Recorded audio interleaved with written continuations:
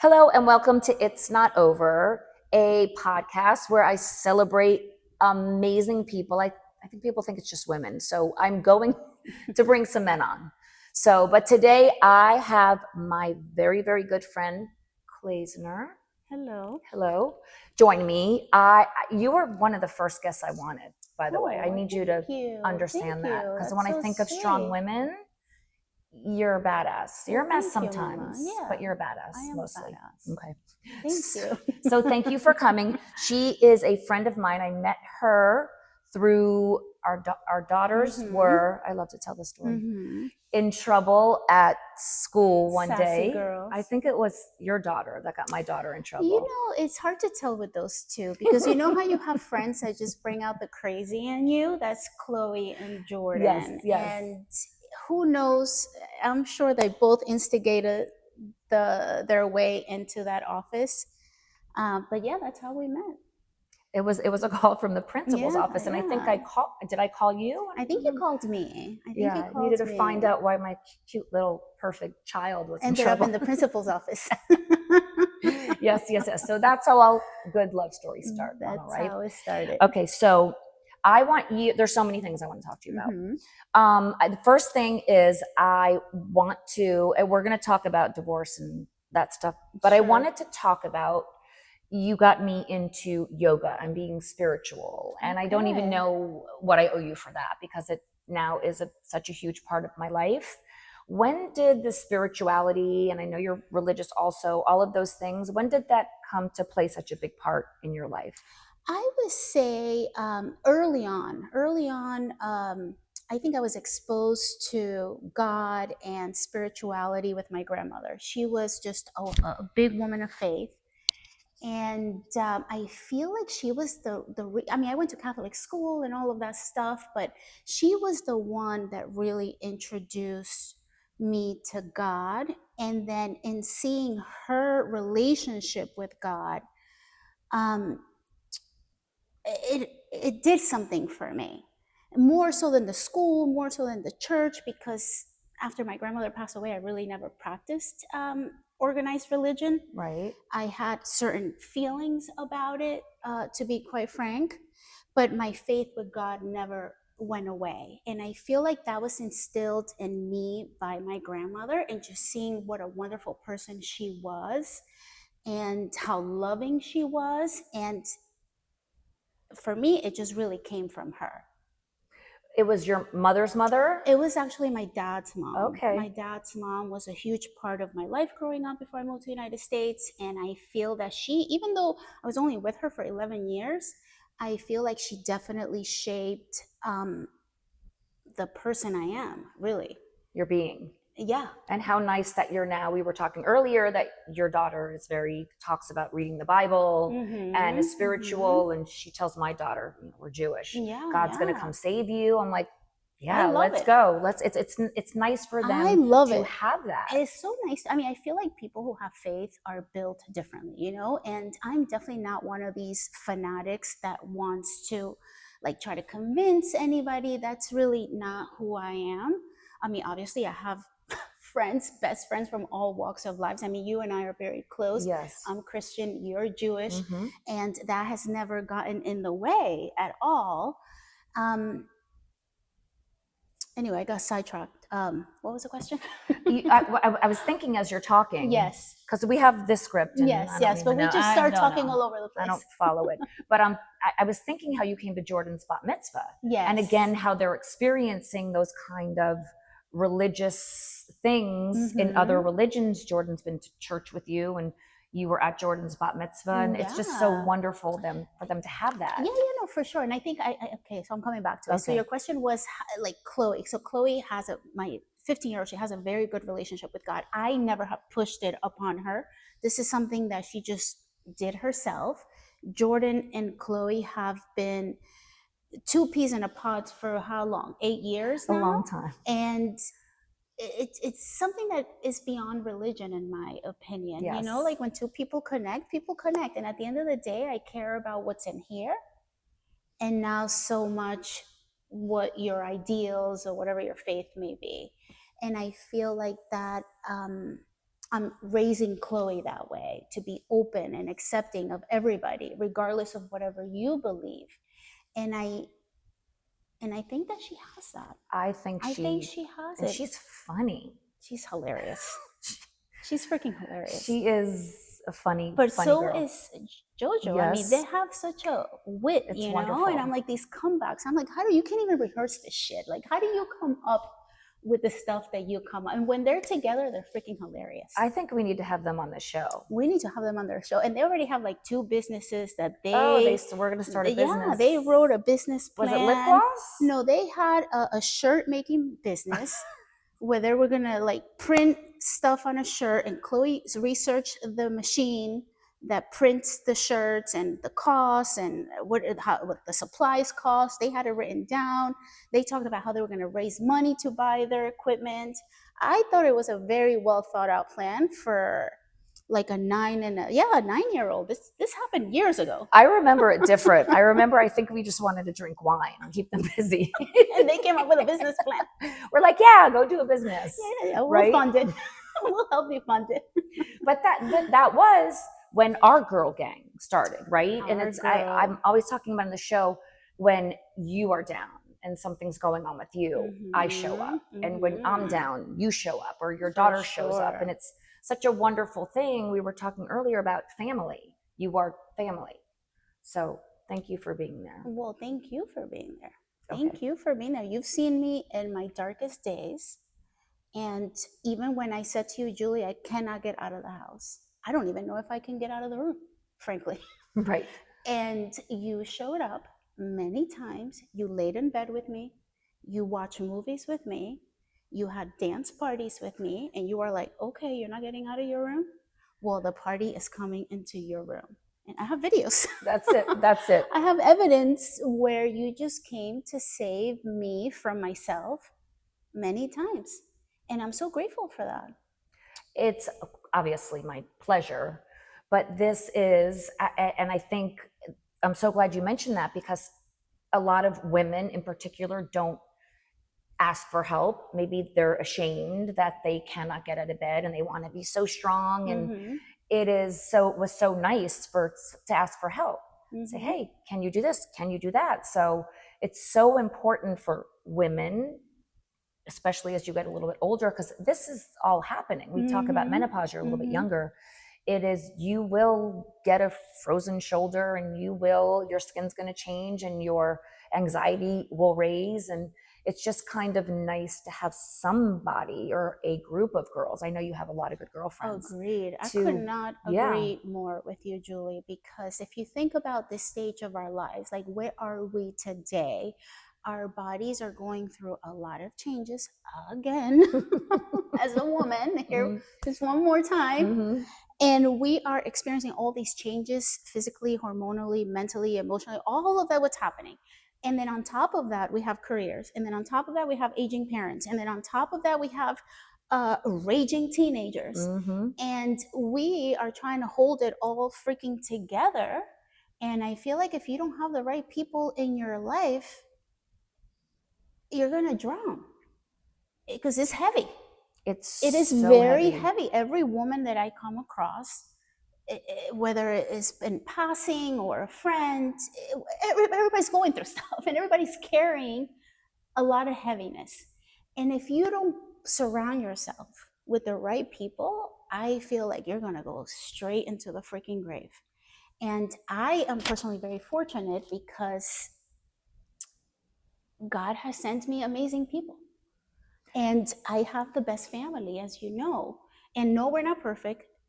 We certainly don't always agree. A lot of times we're not on the same page. There's a lot of different personalities. But at the core of it, what holds it together is the love. And that love is above and beyond anything else. And I'm grateful to have that. I have the best mom. I have the best brother. I have the best daughters. I have the best friends. I have the best cousins, and it's not always pretty. It's not always beautiful. I mean, I don't want to paint that picture, because it is bullshit. It's not real. That's true. Families, we all have our ups and downs, and we don't always agree.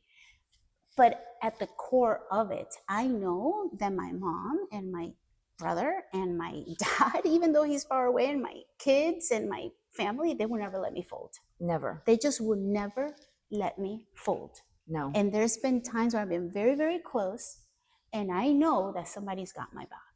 And having that circle around you, I feel that it is everything. If you don't have the right community, you are going to suffer more than necessary. Yeah. Yeah.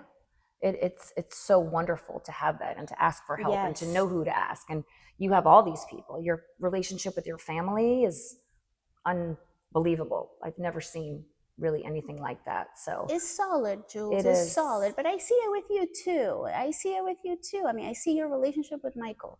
I see your relationship with your dad.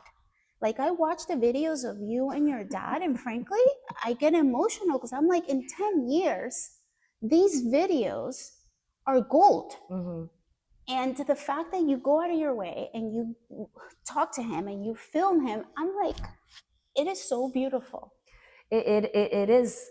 I'm thinking as you're talking, it's like a little bit scary as we get older too. You test your own mortality. Absolutely. Like as our parents get older. Nothing like seeing our parents get older to like hit you in the face with it.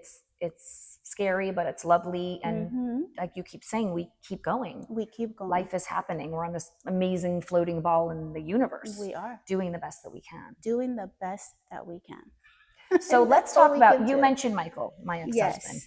I know that you have an amazing relationship that is unbelievable also with your first husband. Tell me about him.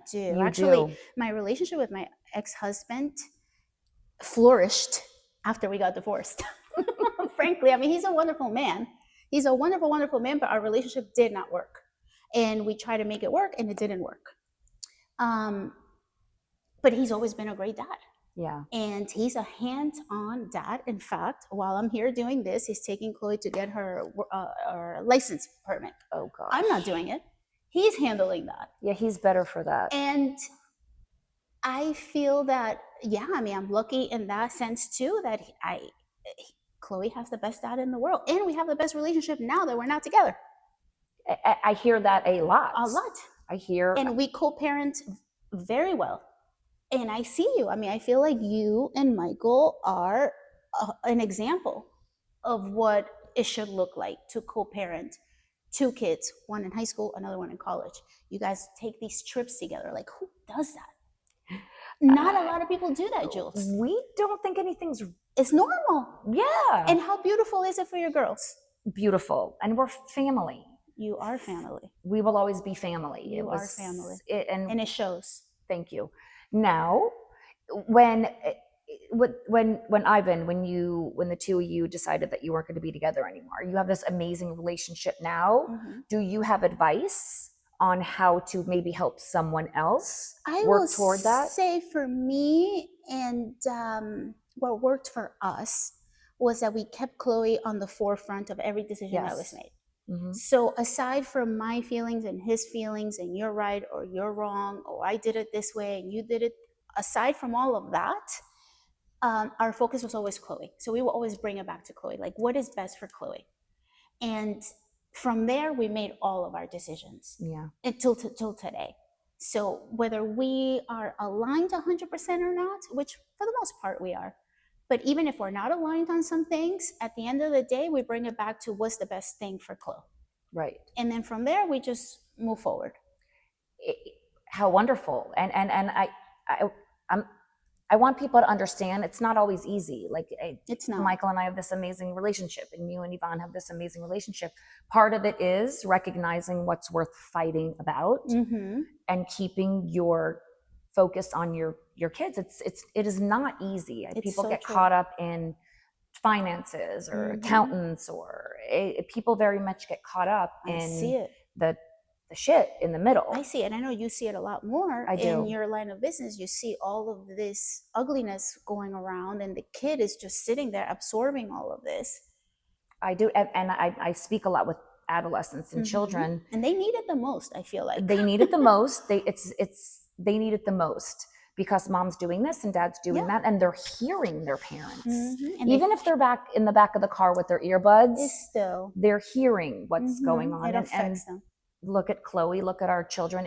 It's hard to have two homes, or to have two, like we were at the open house, and both of our daughters had the same teacher, and she was amazed that you were there with your ex-husband, and I was there with Michael. And my dream is to have more of that. My dream is to have less hate and more of that, because sometimes there's not a huge story there. Sometimes it just doesn't work out. Sometimes there is a story, but sometimes it's just two people that were meant to be together at this level, and then your children grow up and you don't grow together as a couple, and that's okay. That is okay. That is okay. And I think okay. I think it causes more damage to a child to see two parents hating each other. Yes. Than to see them co-parent and go from home to home. Because frankly, I have never met two happier kids than Chloe and Jordan. They are. I mean, these kids are just happy. They don't have a care in the world. They don't have a worry in the world. I mean, yeah, they have like little high school, not little, I'm not trying to minimize it. They have their other things that they deal with. But overall, they're happy humans. Yep. And I feel like I think we did something right. Us, I own it. I own it. I feel like we did something right. And they're watching. And they're watching. They really are watching. They're paying attention. Now tell me about, we talk a lot about finances, not the most fun thing to talk about. Not the most fun thing to talk about. It is very difficult. And I have a financial person coming on that I'm so excited she's going to help us. But it is very difficult. It is the needs and the wants of our children don't stop. Sometimes there's a parent does better, that has more. And so what do you do, and how do you, in your own way, because I know we fuck up. I know we don't do what we should do sometimes, but how do you juggle that? I do the best that I can. So I'm able to work remote, which... What do you do? So I'm an IT and marketing recruiter. So I find IT and marketing talent for my clients. They hire me, they pay me a fee to go out and find talent for them and help them build their teams. Okay. That's what I've been doing for 15 years. That is how I provide to my family. And that's what I do for a living. Okay. And how do I juggle that? Post-COVID, I think everybody's lives changed. Yes, it did. And we all had to go home. And I went home and I stayed home. And I've been home for 5 years. And it has been a blessing in the sense that I'm able to be a hands-on mom, because I have a very, very active child. And she is, she was a gymnast, and now she's a soccer player, and she has a million plans on the weekend. This weekend was a very busy weekend before school. And I was driving her around all the time. So the fact that I can work from home and still be hands-on with Chloe is one of the ways that I'm able to balance my life. And it allows me to also do some of the other things that I love to do, like yoga, for example, is something that I would not sacrifice for anything or anyone. And yoga is something that keeps me sane. It keeps my nervous system regulated, and it keeps my heart rate down. And I'm not going to sacrifice yoga for anything. No. And the ability to work from home allows me to be a hands-on mom, and to do some of the other things that I like to do with my life. I may not be a millionaire, Jules. You and I talk about that all the time. That's it. But if chasing money is going to make me miserable, then I don't want it that bad. I need it. Right. And I like it. Right. I like to go on vacation. I like to travel the world. I like to do things. You really like to vacation. I like to go. More than anyone I know. I love to see the world. And that is not free. As we know, it is not free, and no one's funding it for me except myself. And I got to work. I have to work. And that's the harsh reality of being a single parent, because now you go from having 2 incomes to having 1 income.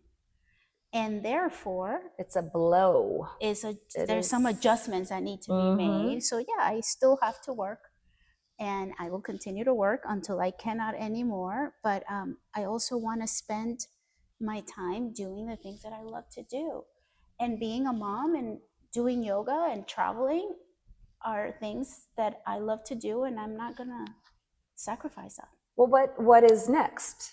What is next? What do you want next? What do I want next? Because you're not mentioning dating or another person. There's no person. There's Yeah. no person. Yeah, You know, I think you've learned.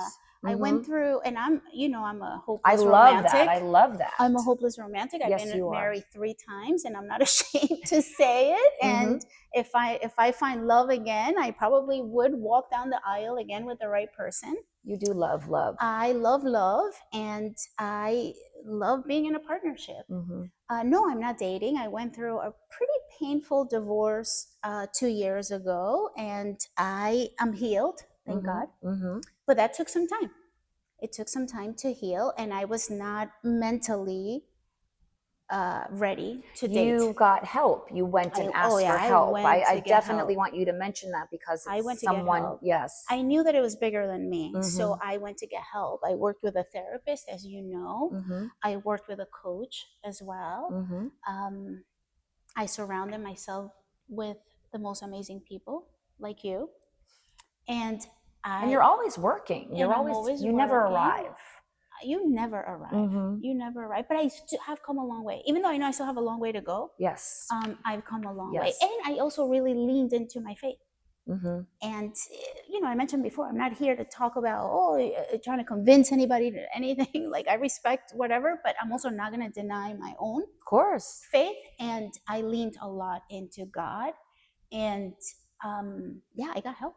I got professional help. I needed it. And I'm glad that I did. Yes. And you know what? I don't even know if I ever told you this. What I noticed in you, I think you came to a reality, because I watched it, where you knew what was triggering you. Yes. And you knew what you needed to work on. Yes. And you knew what you didn't need to work on. And you knew the things that weren't your problem. 1,000%. So that was so beautiful. I don't even think I ever told you. It was beautiful for me to see as your friend. Thank you. I appreciate that, A lot of respect for you. Well, I have a lot of respect for you. And I love you. And I love you. All right.